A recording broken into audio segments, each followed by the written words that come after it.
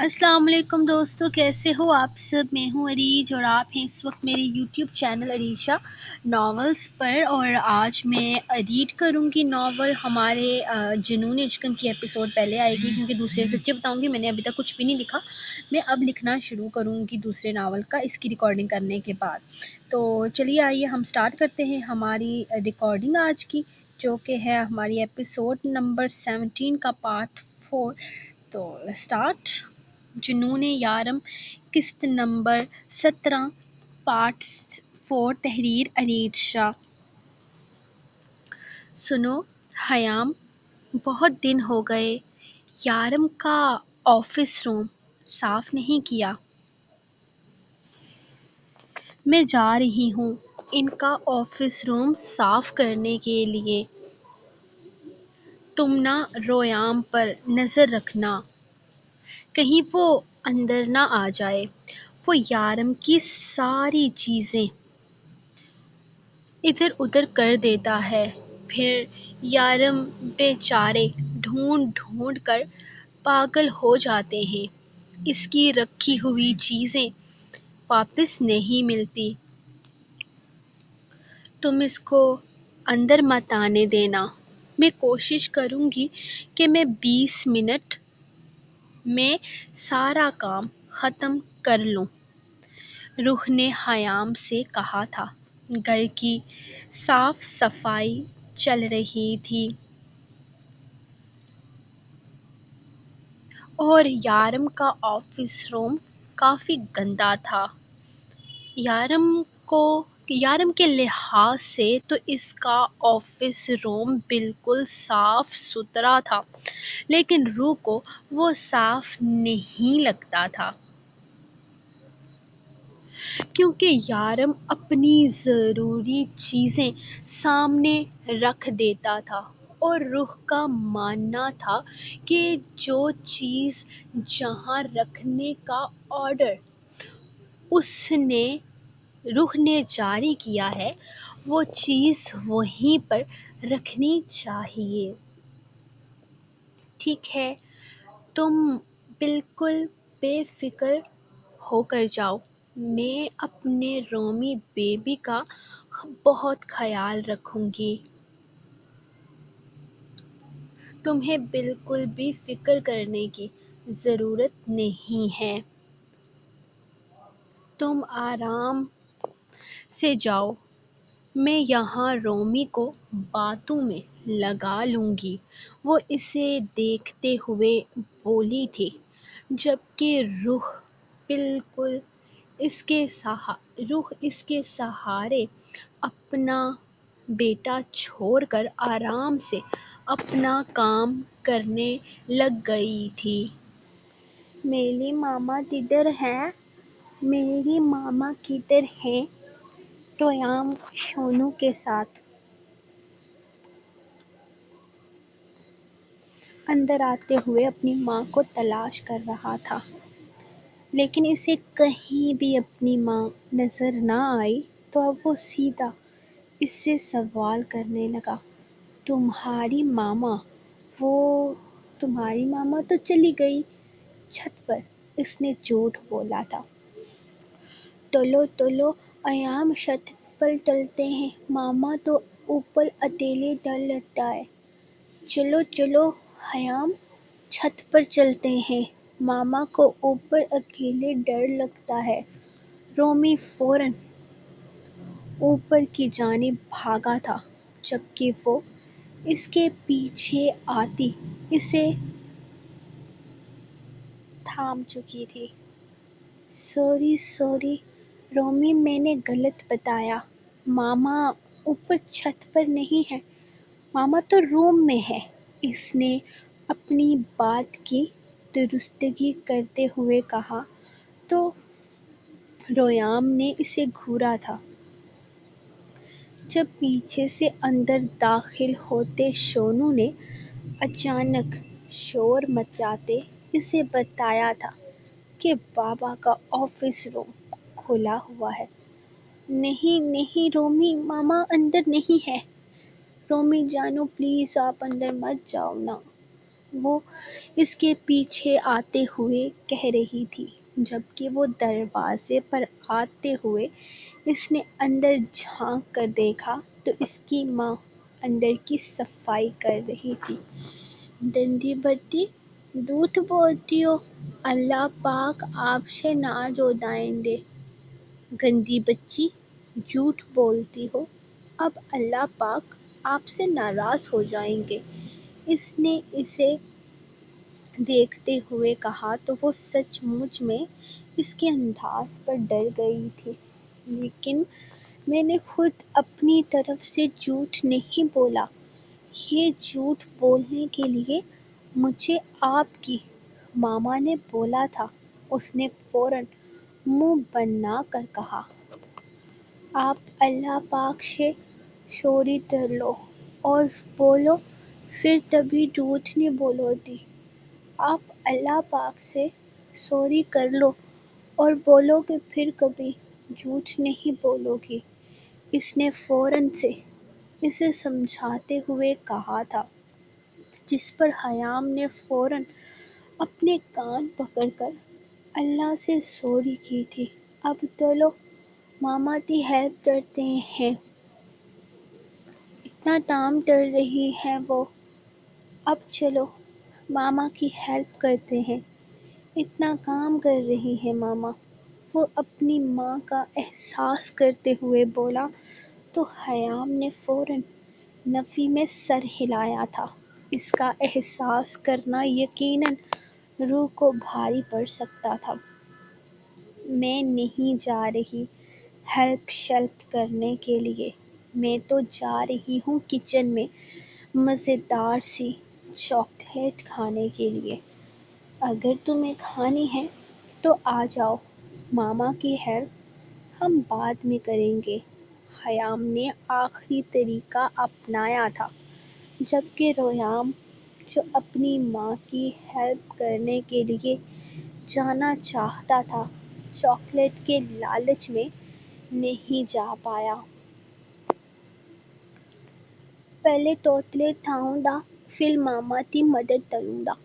"پہلے چاکلیٹ کھاؤں گا، پھر ماما کی مدد کروں گا"۔ وہ اس کے پیچھے کچن میں آتے ہوئے بولا تو خیام کھل کر ہنسی تھی۔ "چلو کسی طریقے سے تو اس کا ریحام جانو اس کے ہاتھ آیا تھا، ورنہ ریحام کو پٹانا اپنے آپ میں ایک امتحان تھا، یہ اسے آج ہی پتہ چلا تھا"۔ "جلدی جلدی چاکلیٹ کھائیں گے، پر ماما کی ہیلپ کریں گے"۔ "میں نے کچن نانو تو مدد کی ہے، ان سے لائٹنگ نہیں لگ رہی تھی، میں نے لا کے دی ہے"۔ "جلدی جلدی چاکلیٹ کھائیں گے، پھر ماما کی ہیلپ کرنے جائیں گے"۔ "میں نے خضر ماموں کی مدد کی ہے، ان سے لائٹنگ نہیں لگ رہی تھی، میں نے لگا کر دی ہے"۔ ریحام نے اسے بتایا تھا، جبکہ وہ بھی وہیں کھڑی دیکھ رہی تھی کہ کیسے ریحام نے خضر سے ضد کر کے اپنے آپ کو اس کے ہاتھوں سے اٹھوا کر اوپر دروازے کی لائٹنگ لگوائی تھی، کیونکہ اس کا اپنا ماننا تھا کہ اس سے اچھی لائٹنگ کوئی نہیں لگا سکتا۔ اور خضر تو تھا ہی اس کا دیوانہ، جو اس کی ہر بات مانتا تھا۔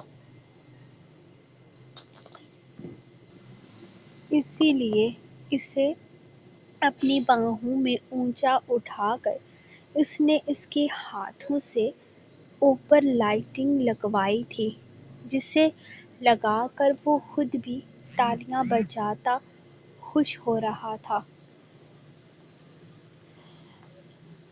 "ہم بابا کے آفس روم میں چل کے چاکلیٹ کھائیں گے"۔ "ہم بابا کے آفس روم میں چل کر چاکلیٹ کھائیں گے"۔ اس نے اسے دیکھتے ہوئے کہا تو خیام نے فوراً نفی میں سر ہلایا تھا۔ "اور وہاں جو سونو گندا ہو رہا ہے، اس کا کیا؟ اس کو کون نہلائے گا"۔ رویام بیبی سب کی ہیلپ کرتے کرتے کہیں اپنا کام بھول نہ جانا۔ دیکھو شونو کتنا گندا ہو گیا ہے، اس نے کچن کے دروازے کے باہر بال میں منہ دیے شونو کو دیکھتے ہوئے کہا، تو وہ بھی منہ نکالے اسے گھورنے لگا تھا۔ اب شونو کو اپنا آپ گندا کہلانا شاید پسند نہیں آیا تھا۔ میں نے تو اس کو صبح صبح نیا نیا تروائی تھی، تو وہ گندا کیسے ہو گیا؟ وہ صاف ہے۔ میں نے تو اس کو صبح صبح نہلایا تھا، تو وہ گندا کیسے ہو گیا؟ وہ صاف ہے، اس نے اسے دیکھتے ہوئے کہا۔ کدھر سے صاف ہے؟ اتنا گندا ہے، میں تو اس کو کبھی اپنی باہوں میں نہ اٹھاؤں، سو گندا سو گندا، خیام نے دور دور کرتے ہوئے کہا۔ تو رویام کو بالکل اچھا نہیں لگا تھا۔ میلا شونو شو ڈنڈا نہیں ہے، میں ابھی اس کو نیا ترواؤں گا۔ میرا شونو سو گندا نہیں ہے، میں ابھی اس کو نیا کرواؤں گا۔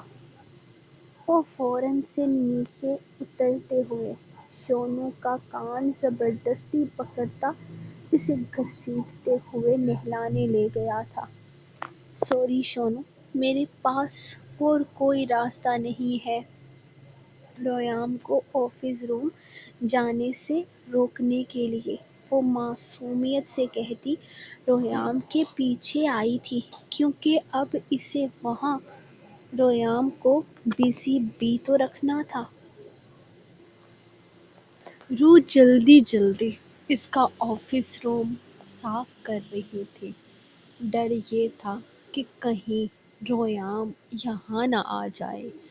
جب اس کا دھیان سامنے ٹیبل پر پڑے مسٹری باکس کی طرف گیا تھا، وہ حیران رہ گئی تھی۔ اتنے سالوں کے بعد یہ مسٹری باکس یہاں ٹیبل پر کیا کر رہا تھا؟ اسے یاد تھا جب رویام کی پیدائش کے بعد وہ اپنا پرانا گھر چھوڑ رہے تھے، تب اس نے اپنا سامان نکالتے ہوئے اس میں یارم کا یہ مسٹری باکس دیکھا تھا۔ اس باکس میں کیا تھا، اسے سمجھ نہ آیا، کیونکہ اسے کھولنے کی کوشش میں وہ بری طرح سے ناکام ہو گئی تھی۔ یارم سے پوچھا تو اس نے کہہ دیا تھا کہ بہت سال پہلے اس نے کسی عورت کی ہیلپ کی تھی، اور یہ مسٹری باکس اسے اس عورت نے یہ کہہ کر دیا تھا کہ یہ ایک امانت ہے جو وہ اس کی بیٹی کو واپس کرے گا، اور پھر اس نے بہت عرصے تک اس مسٹری باکس کو دیکھا تک نہیں تھا، اور آج اتنے سالوں کے بعد اسے یوں ٹیبل پر پڑے دیکھ وہ کچھ کنفیوز ہوئی تھی۔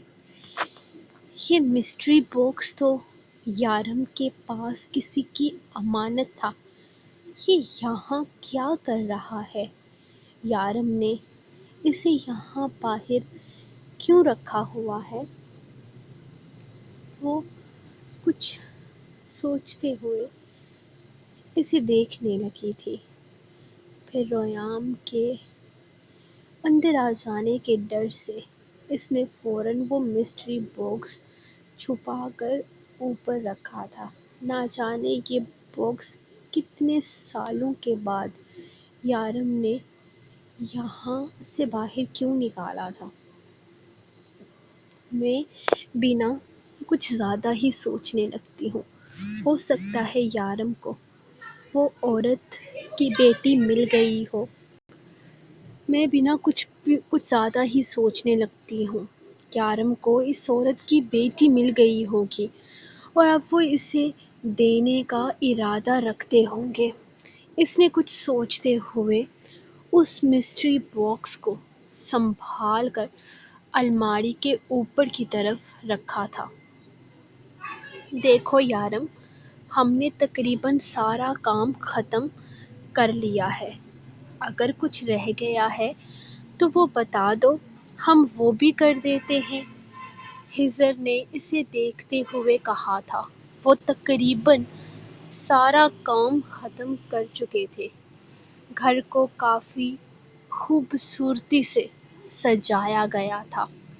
اس وقت شام کے 4:30 بج رہے تھے اور یارم کا گھر کافی خوبصورتی سے سجا ہوا تھا۔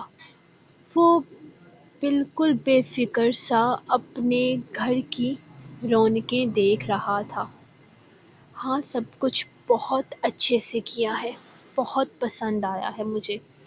اب ایک دفعہ حیام سے بھی پوچھ لینا، اسے بھی سب کچھ پسند آنا بہت ضروری ہے۔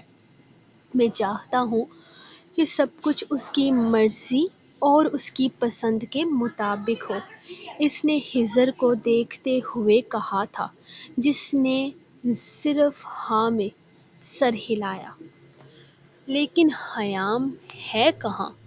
میں نے تھوڑی دیر پہلے اسے واشنگ ایریا کی طرف دیکھا ہے۔ شونو کی دھلائی ہو رہی ہے۔ میرا مطلب ہے یار، شونو کی حالت خراب ہو رہی ہے۔ وہ دونوں مل کر پتہ نہیں اس معصوم کے ساتھ کیا کیا کریں گے۔ خضر نے اسے دیکھتے ہوئے کہا۔ اس نے ان دونوں کو واشنگ ایریا کی طرف جاتے دیکھا تھا۔ کیا کرنے والے ہیں وہ دونوں، اس کے ساتھ چل کر دیکھ لیتا ہوں۔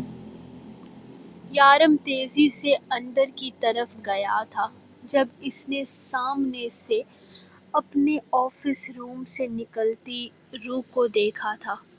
ریام تمہارے ساتھ اندر تو نہیں تھا نا روح بیبی؟ اس نے پریشانی سے پوچھا تو روح کی ہنسی نکل گئی تھی۔ اس کی پریشانی جائز تھی۔ ریام کی سنبھالی گئی چیز شاید صدیوں میں واپس ملتی، اور اس کمرے میں موجود ایک ایک چیز یارم کے لیے امپورٹنٹ تھی۔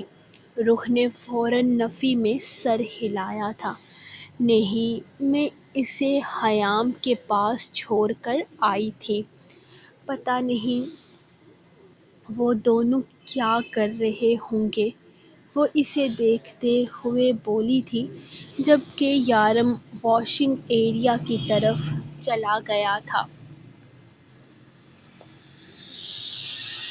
اب صاف ہو گیا شونو، اب صاف ہو گیا شونو، اس نے اسے دیکھتے ہوئے کہا تھا، جبکہ حیام کے تو مزاج ہی نہیں مل رہے تھے۔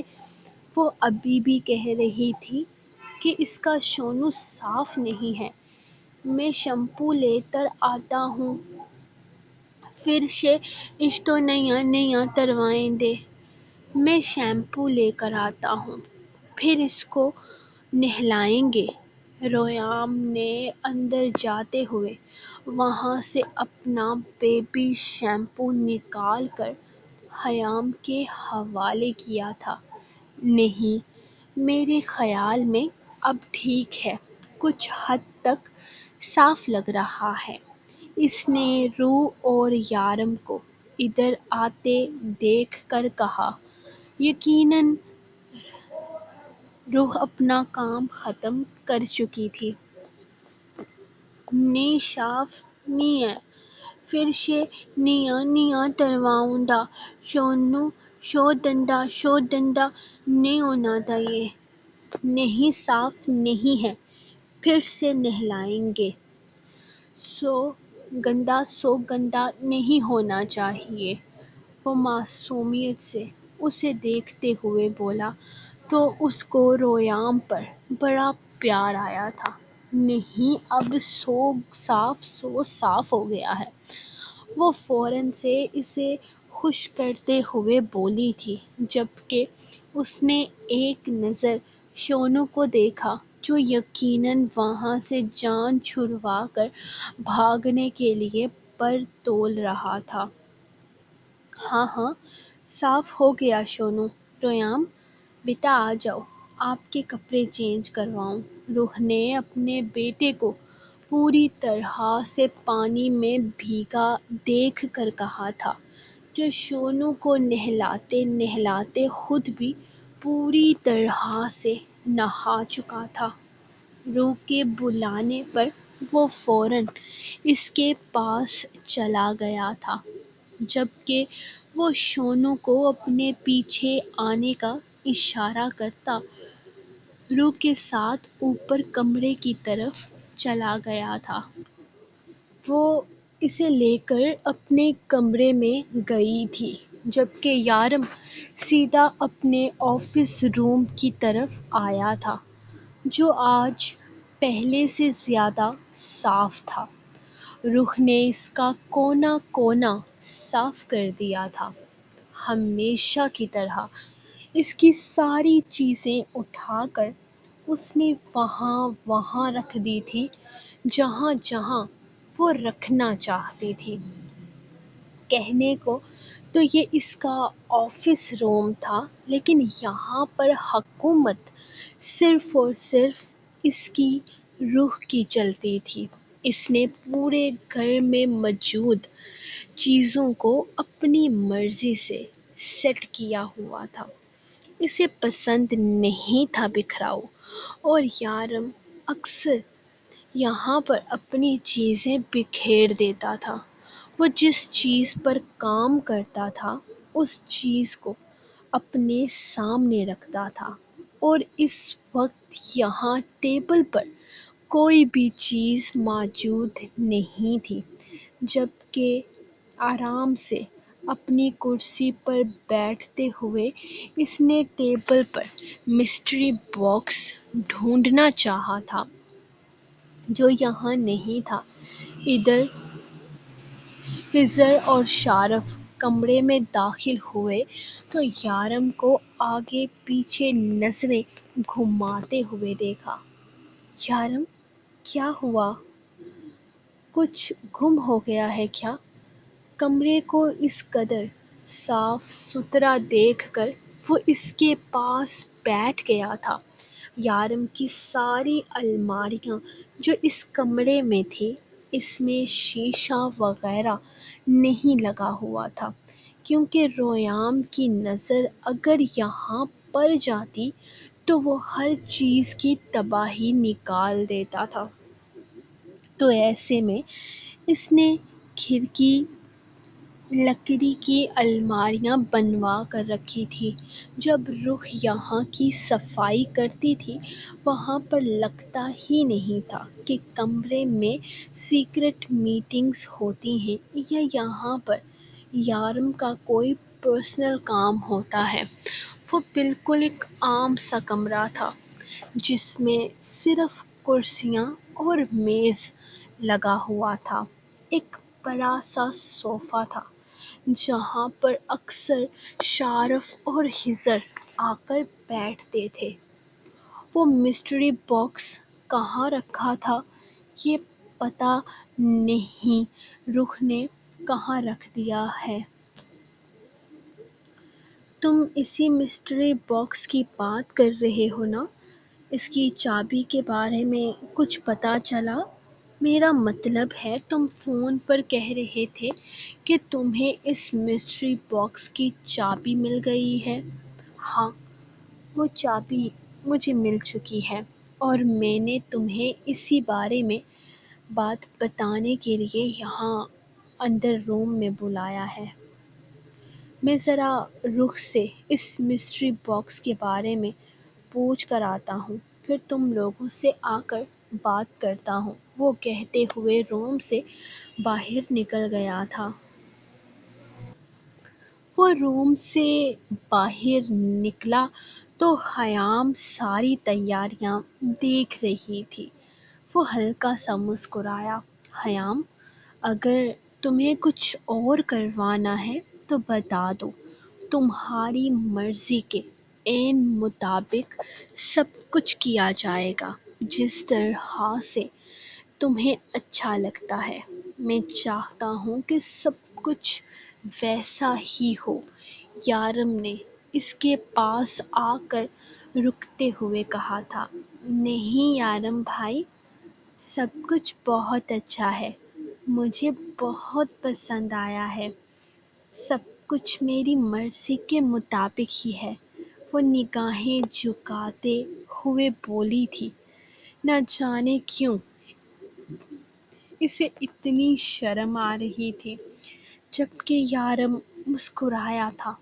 اس کے لیے اتنا ہی کافی تھا کہ وہ اپنی آنے والی زندگی کو لے کر خوش ہے۔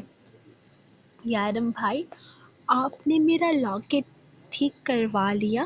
اسے اچانک کچھ یاد آیا تو یارم نے سر پر ہاتھ مارتے ہوئے اپنی جیب میں ہاتھ ڈال کر اس کا لاکٹ اس کے حوالے کیا تھا۔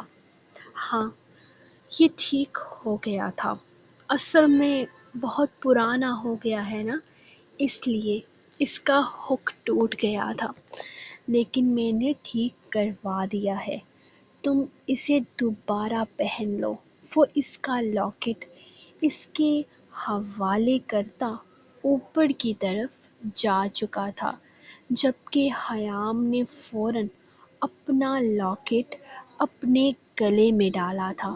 یہ وہی لاکٹ تھا جس میں وہ فارمولہ موجود تھا جس کے لیے ہر کوئی اس کی جان کا دشمن بنا ہوا تھا، لیکن اس بارے میں خیام خود کچھ بھی نہیں جانتی تھی۔ نکاح کی رسم صبح 10 بجے رکھی گئی تھی۔ وہ بالکل اکیلا آیا تھا اور اس کے آتے ہی ان لوگوں نے سادگی سے نکاح کی رسم شروع کر دی تھی۔ جب اس کا اپنا بچپن میں نکاح ہوا تھا تو وہ نکاح کے بارے میں کچھ بھی نہیں جانتی تھی، بس اس کے ہاتھ میں ایک چھوٹا سا ٹیڈی بیئر دے کر اس کے ساتھ نکاح میں لگا اس کے ساتھ کھیل میں لگا دیا تھا اور اس کا چھوٹا سا انگوٹھا نکاح نامے پر لگا کر اسے ہمیشہ کے لیے عارت کے نام کر دیا گیا تھا۔ لیکن آج وہ اپنے پورے ہوش و حواس میں اس کے اس کے ساتھ نکاح کو قبول کر رہی تھی، جس میں اس کی مرضی بھی شامل نہیں تھی۔ وہ کتنی ہی دیر اس کا چہرہ اپنی نگاہوں میں بسائے اسے دیکھتا رہا تھا، جب لیلی اور معصومہ اسے تھام کر اندر لے گئی تھی۔ یارم نے ایک دفعہ سوچنا بھی مت، اب تمہاری اس کے ساتھ ملاقات شادی کے بعد ہوگی، جب میں اسے اپنی طرف سے رخصت کر لوں گا، تب کر لینا خوب ساری باتیں، اب تم جا سکتے ہو یہاں سے۔ یارم نے کرسی کی پشت سے ٹیک لگاتے ہوئے بولا تو اس نے منہ بنایا تھا۔ یہ کیسا نکاح تھا اس کا، جس میں وہ دل کھول کر اپنی بیوی کا چہرہ تک نہیں دیکھ سکتا تھا۔ اس نے ایک مسکین سی نظر رخ پر ڈالی تو اسے اس پر ترس آنے لگا تھا۔ نکاح کے بعد ایک ملاقات تو بنتی تھی، یارم تو بالکل بھی ترس نہیں کھا رہا تھا اس معصوم پر۔ عارت بھائی، آپ جائیں، مل لیں ایک دفعہ خیام سے۔ اس نے اجازت دی تو اس نے گھور کر روح کو دیکھا تھا، لیکن آگے سے روح کے گھورنے پر یارم بے بس ہو گیا تھا۔ اف، دبئی کا ڈان اپنی بیوی کی سخت نگاہوں سے بھی ڈرتا ہے، پاس بیٹھے خضر نے سرگوشی نما آواز میں کہا تو یارم کے لبوں پر مسکراہٹ بکھر گئی تھی۔ سو گائز، یہ تھی آپ لوگوں کی آج کی ایپیسوڈ۔ ملیں گے نیکسٹ ایپیسوڈ کے ساتھ، تب تک کے لیے اپنی رائٹر کو دیں اجازت اور دعاؤں میں یاد رکھیں۔ اللہ حافظ۔